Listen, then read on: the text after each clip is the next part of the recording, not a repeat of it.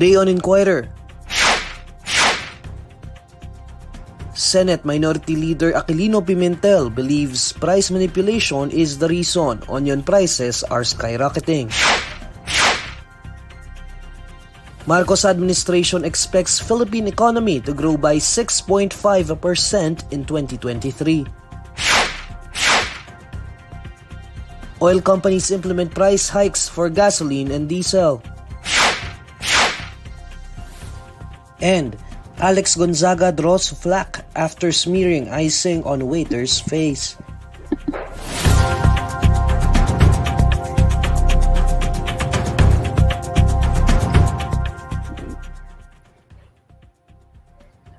Good evening.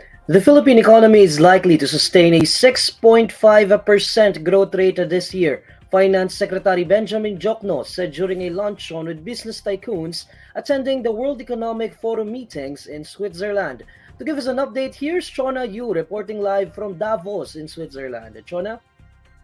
Neil, in a speech during a luncheon hosted by Philippine economic managers for President Bongbong Marcos Jr. and the 7 business tycoons attending the World Economic Forum meetings in Switzerland, Finance Secretary Benjamin Jokno estimated that gross domestic product growth in 2022 likely exceeded the government's growth target of 6.5 to 7.5%. Jokno noted that 6.5% would be one of the highest, if not the highest growth projection in the Asia-Pacific region. The finance chief said a bustling manufacturing sector, record low unemployment rate, alongside a stable and resilient banking system could alleviate buffers against external headwinds.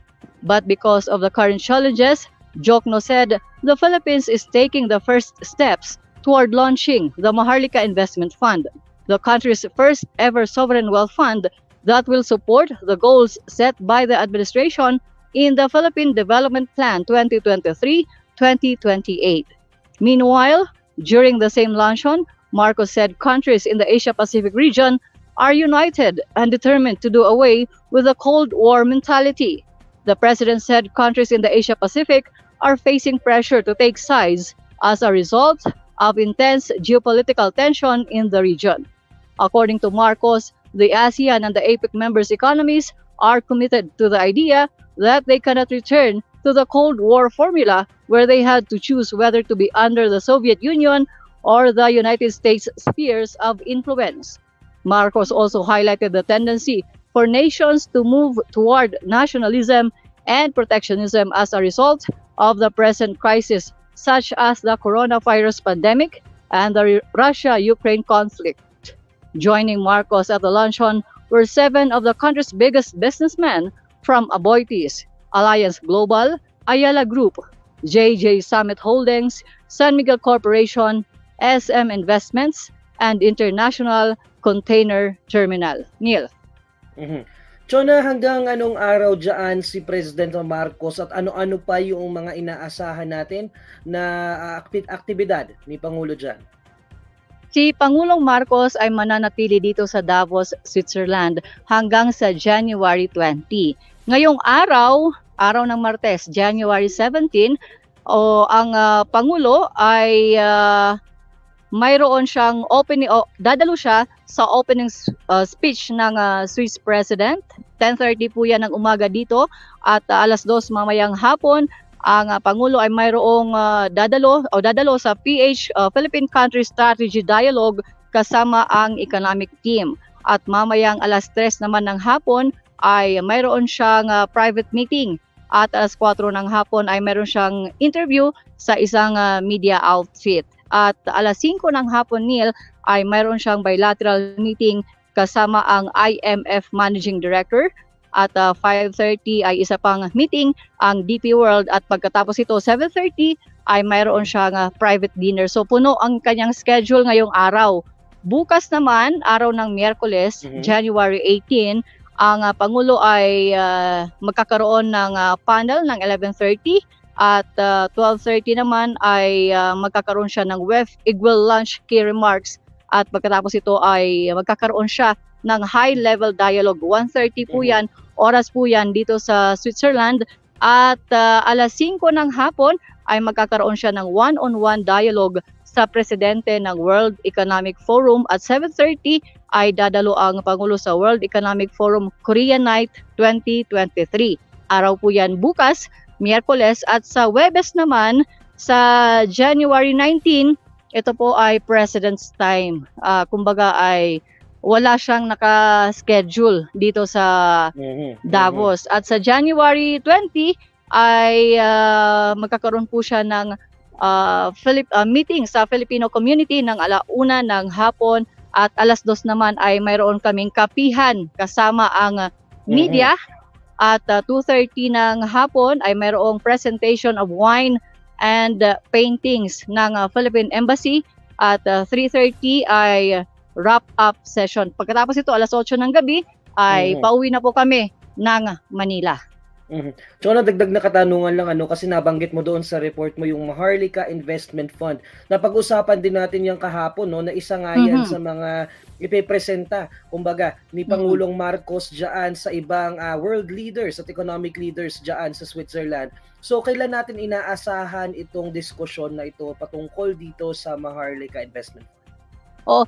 Meron kasi siyang nakatakdang talumpati bukas ng umaga nila, Wednesday. So malamang doon niya ipipitch yung Maharlika Investment Fund sa world economic leaders at sa mga negosyante na rin. Okay. Maraming salamat, Shona. That's Shona Yu reporting live from Switzerland. Ingat kayo dyan.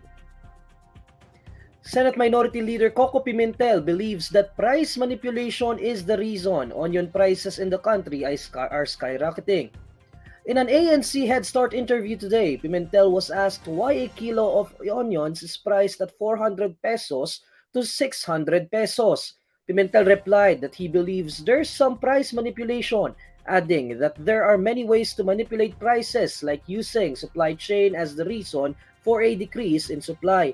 According to Pimentel, there may be a local supply deficiency since the peak season for onions does not fall during the harvesting period.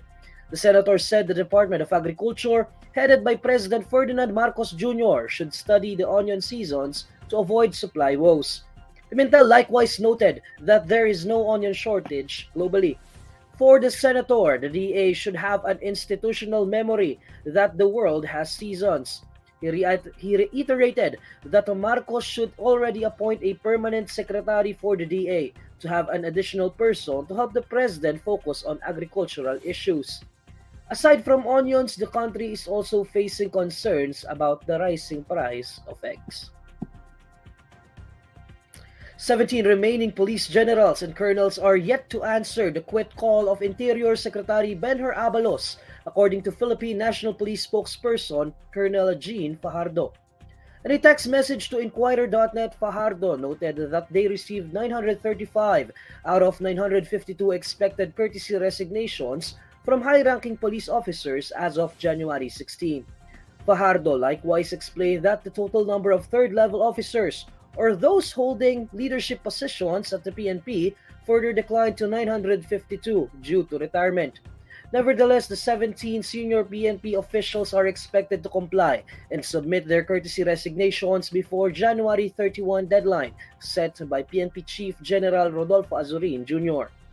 Azurin earlier said 7 of the top-ranking PNP officers have not tendered their resignations, as they are also expected to retire within the first quarter of the year. Abalos had said that if evidence against an officer found associated with illegal drugs is insufficient to build up an airtight case, the police official will be allowed to retire peacefully. But he later pointed out that the monitoring and investigation must continue to gather evidence that may lead to eventual criminal prosecution. Former Philippine Charity Sweepstakes Office Board member Sandra Cam has been released from the Philippine National Police Custodial Center following her acquittal from a murder case. PNP Public Information Office Chief Federico Maranan confirmed today that Cam had been released from the PNP Custodial Center in Camp Crame following her acquittal for the 2019 murder of Batuan, Masbate Town Vice Mayor Charlie Yuson III. The Manila Regional Trial Court Branch 41 also acquitted her son Marco Martin and 5 others. Maranan confirmed the Cam's release in a brief phone call with INQUIRER.net. To recall, Martin lost to Yuson's son, Sharmax Jan, in the 2019 Batuan mayoral race. In October 2019, Yuson was shot dead in an eatery in Sampaloc, Manila, with his aide Alberto Alforte and Wilfredo Pinedawen. Yuson's relatives had accused Cam of masterminding the assassination, saying the gunman was previously seen at a resort in Masbate that she owned, but Cam denied the allegations.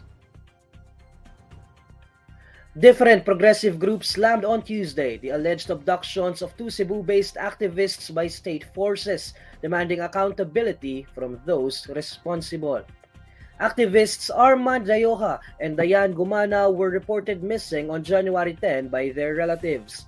The pair were only found in a resort in Carmentown, Cebu on Monday morning, according to Dennis Abarientos, spokesperson of human rights watchdog Karapatan, Central Visayas.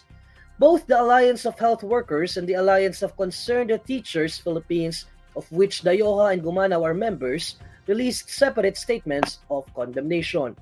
In a statement, the AHW condemned the allegedly forced disappearances in the strongest terms.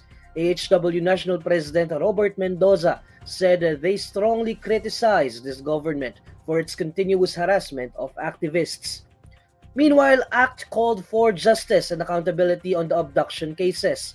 ACT added that Dayoha and Gumana's experiences revealed the barefaced disregard of basic human rights by state forces and their rabid intent to harm and attack unionists. The Philippine National Police said that their regional unit in Central Visayas had launched a probe on the alleged involvement of state forces in the disappearance of the pair. Oil companies are implementing price hikes for gasoline and diesel pump prices effective January 17. The prices of gasoline will increase by 95 centavos per liter, while diesel prices will rise by 50 centavos per liter. Meanwhile, kerosene prices will be cut by 15 centavos per liter. Last week, the prices of gasoline, diesel, and kerosene were slashed by as much as 2 pesos and 80 centavos per liter.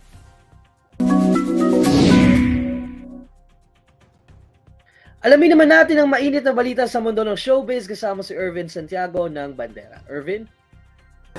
Hi Neil at sa lahat ng mga kabandera natin all over the universe. Ito na nga ang latest Bandera Chika.